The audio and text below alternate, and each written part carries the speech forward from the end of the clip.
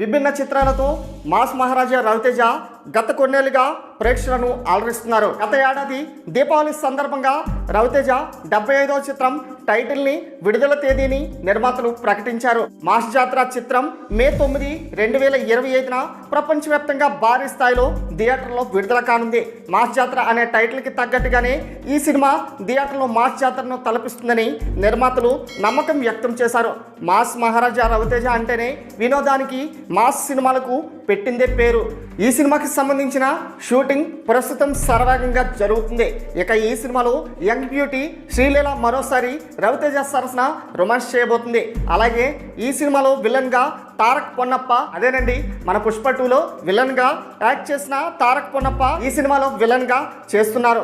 ఈ చిత్రంలో రవితేజ నుంచి ఒక వింటేజ్ ట్రీట్ ఇచ్చేలా ఉంటుందని మేకర్స్ చాలా కాన్ఫిడెంట్గా ఉండగా ఇప్పుడు ఓ సాలిడ్ అప్డేట్ ఈ చిత్రంపై వినిపిస్తుంది. జనవరి 26న రవితేజ పుట్టినరోజు కానుకగా మాస్ జాతర టీజర్ కట్ని మేకర్స్ రిలీజ్ చేయబోతున్నట్లు తెలుస్తుంది. మరి రవితేజ మాస్ జాతర టీజర్ ఎలా ఉండబోతుందో మీ యొక్క అభిప్రాయాన్ని కామెంట్ రూపంలో తెలియచేయండి. అలాగే మరిన్ని లేటెస్ట్ అప్డేట్స్ కోసం మన ఛానల్ను సబ్స్క్రైబ్ చేసుకోండి. Thanks for watching.